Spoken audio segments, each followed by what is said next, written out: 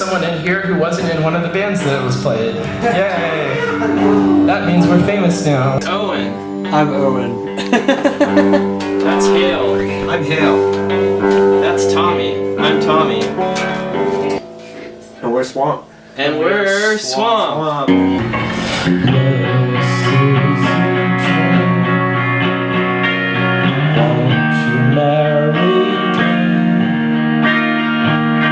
Things aren't as they seem to be, little Susie Jean.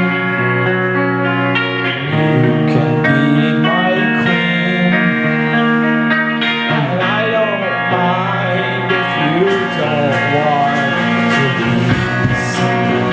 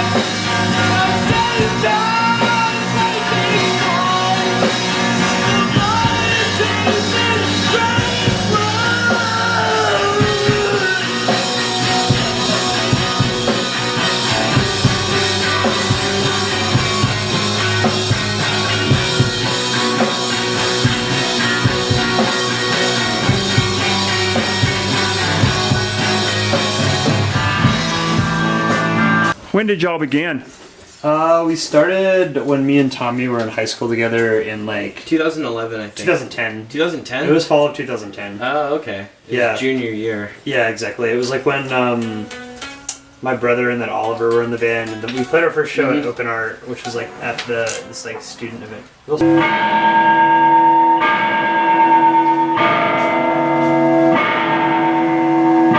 gonna start off with some modern classical.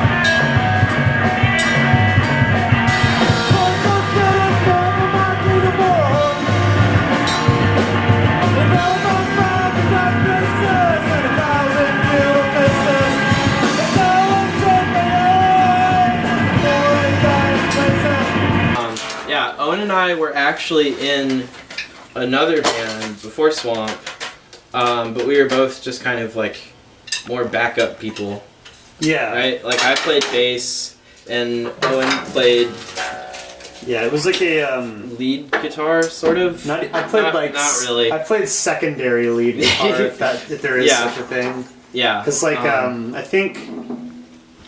Oh, it was like because it was you, Chris, me, Josh, and Evan. It was called Burning Salesman. Yeah.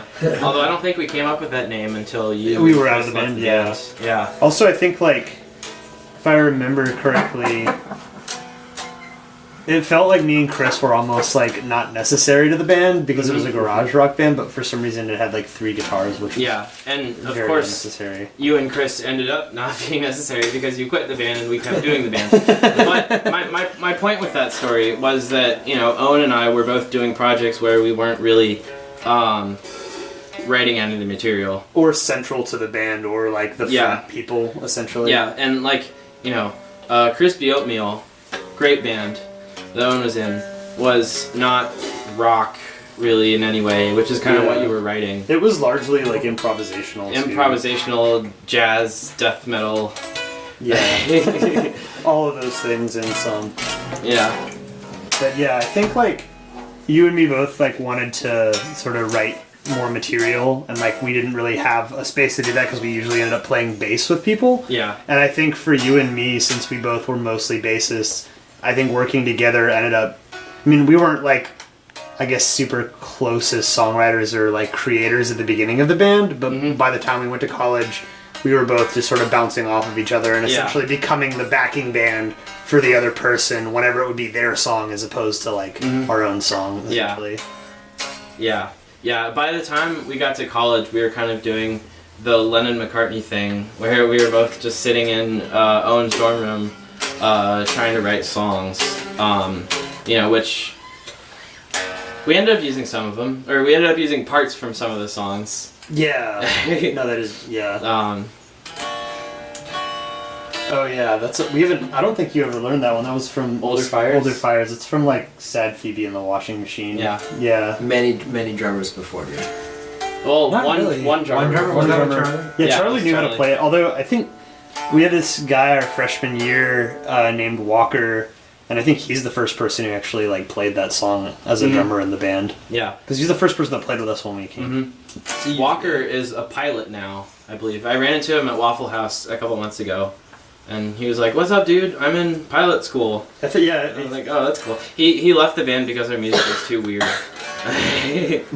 Also, I think that like you and me's lifestyles weren't something he was necessarily comfortable with as well. That's true. And I think like we also very stylistically we liked very different like stuff.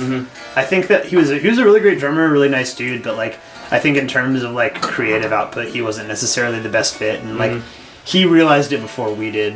Yeah.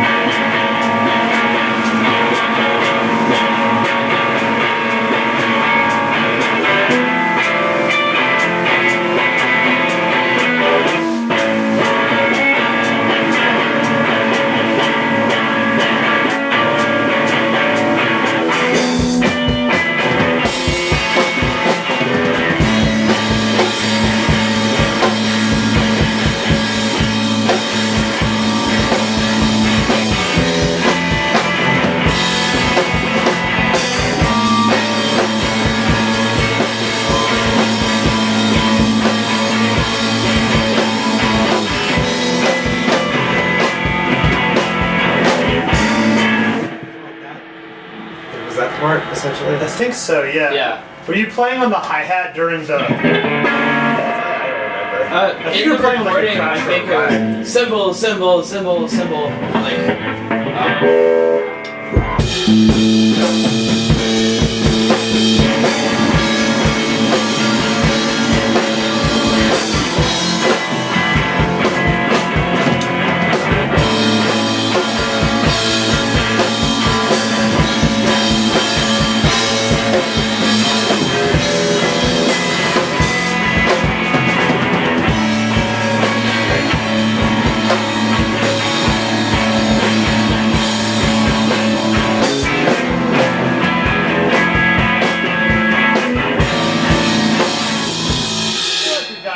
Pretty good at this Yeah, point. that one's easy.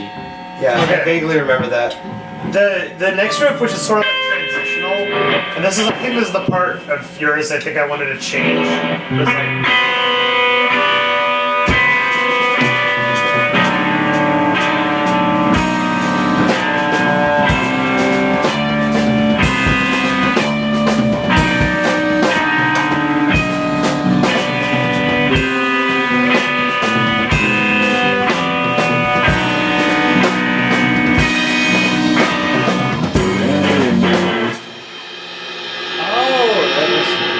I think I was doing like. But Yeah. How many different bands are y'all in? I'm in 3. You're in 4. Yeah. 4. And then you're in. I'm in 2. But you also have your solo project. I have a solo project, but that doesn't count as a band because it's just me. Sure it does. Okay, I'm in 3 bands. What are those names? The name of one of the bands is Swamp, and the name of the second band is Saline. Hale is also in that band. Yeah. And the name of the third band, I'm still trying to figure out a good name for it. I was going by Chico Tiberius, but that sounds too masculine. So right, Chica Tiberia. Chica Tiberia. Well, I mean, you know, Tiberius is like a Roman emperor name. That's not really like, I don't know, that's not really the vibe I'm going for. Even though I have written a song about ancient Rome. But right now I'm just going by Tommy with an exclamation mark. Okay. Hale? And I'm in a band with Tommy called Saline, other than Swamp. I'm in 2 bands with Tommy, Saline and Swamp. And I'm in 3 bands with Owen, Swamp, Harlot Party, and a band called Dead Neighbors. We're the most busy rhythm section in this town. For a while, there was this guy Howard in Dead Neighbors who was in the band with me, but like he quit, and then Hale joined that band. So now every band I'm in, Hale is the drummer for. So I think that's kind of funny at this point. Just monopolizing your time. I love it. I just have to see you more. Oh yeah, it's terrible.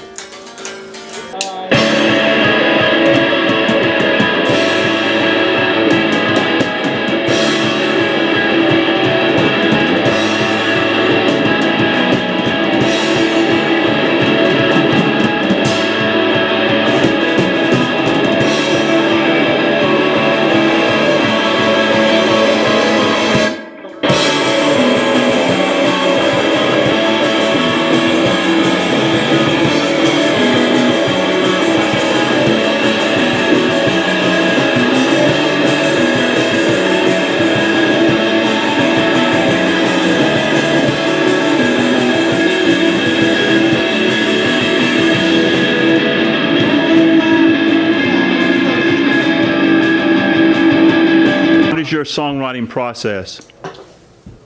Owen and I generally have a song pretty much finished, the guitar part for a song pretty much finished before we bring it to a band. At least that's how it's been in the past. We may be And- changing. Yeah, we may be trying to like do a more collaborative thing throughout. Yeah, I know the song that I'm working on right now, I have been stuck on like forever. So my plan is to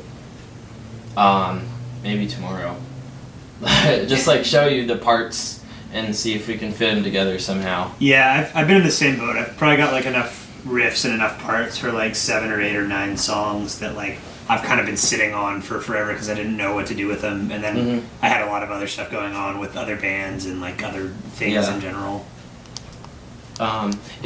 Some people songwriting comes really naturally to them. I'm not like that. It takes me months to finish a song.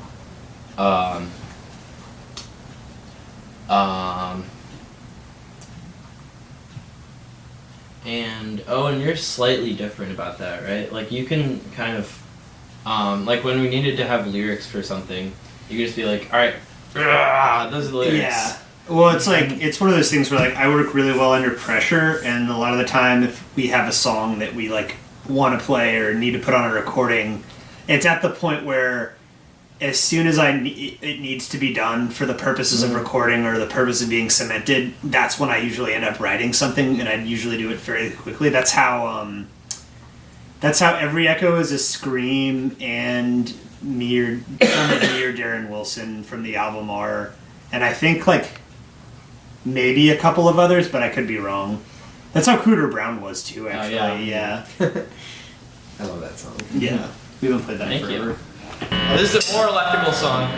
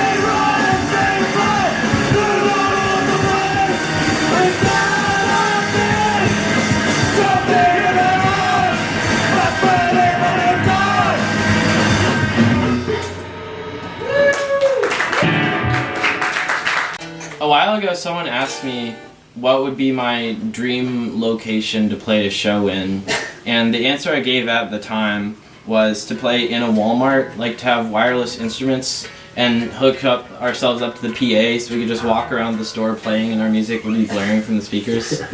I don't know. We're still in touch with the people. I thought it was Walmart. funny. I think, well, I guess like the next set of stuff we're about to write is going to be like a good bit heavier than what we've been doing. It's kind of sludgy, but we're using a lot more like complicated like chords and chord shapes and melodies and structures and stuff. So it's like some of the same, but we're trying to make it a little bit heavier and a little bit slower. Yeah. Than a lot of the stuff we've done in the past. Yeah, we already know the name of the album we're gonna make, even if we don't. We only have like 1.5 songs for it so far. What's the half? Ticks in the Summertime. I almost forgot how to play it. It's okay. Is there like did it get like? I don't think it got recorded. I could probably figure it back. Wait a second. Oh fuck! It's like. What was the? If I can. Right? No, it's not a major chord, and it's not. You don't even bar. It's like open ended. It's like. Okay. This is. Oh yeah.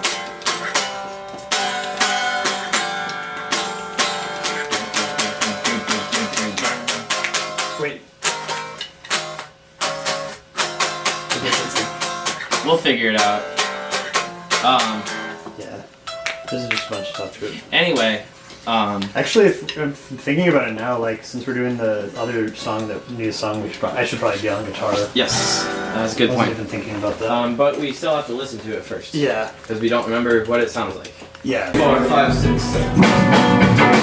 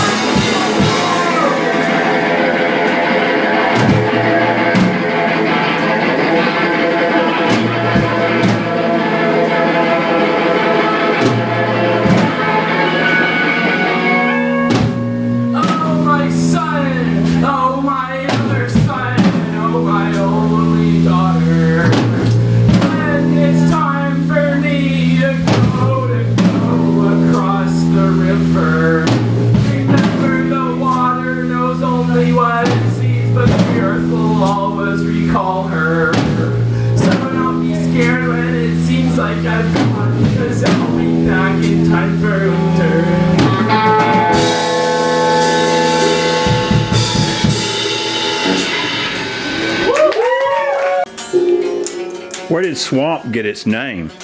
So when we were in high school, originally we called the band a couple things. First we called it Espionage, which was kind of dumb. Wait, that was before I was in the band. Oh yeah, I get. Okay, yeah, and then that was with me and Chris. Never mind. Yeah.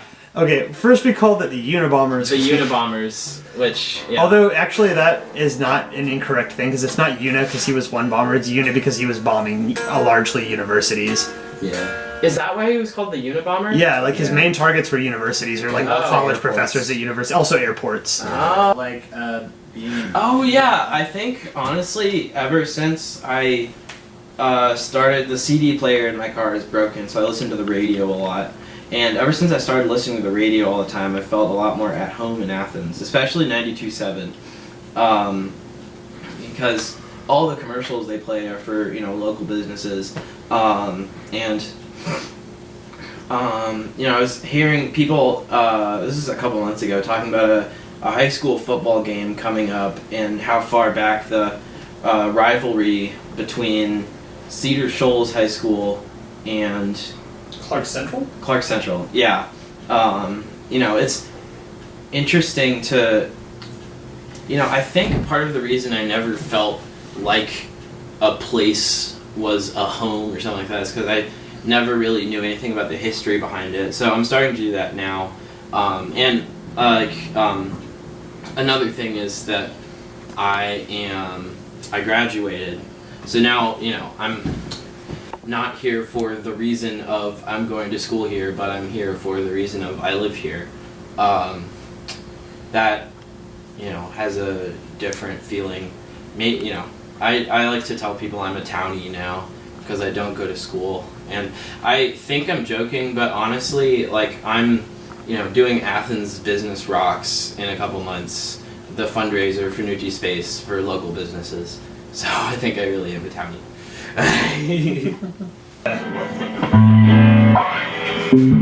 Yeah, I guess I prefer. I think instead of cutting out, I think I do want you to be in that whole thing. But I think I like the flourishes, but I think there should be something maybe a more consistent bass drum thing, so it's it feels like it's got more of a pulse. Yeah, for sure. I just haven't been I haven't figured out a sticking for whatever I was supposed to play. Oh, okay. Do you want to do you want something that's do you want something that's like a roll throughout the drums, or do you want I could go or I could do I like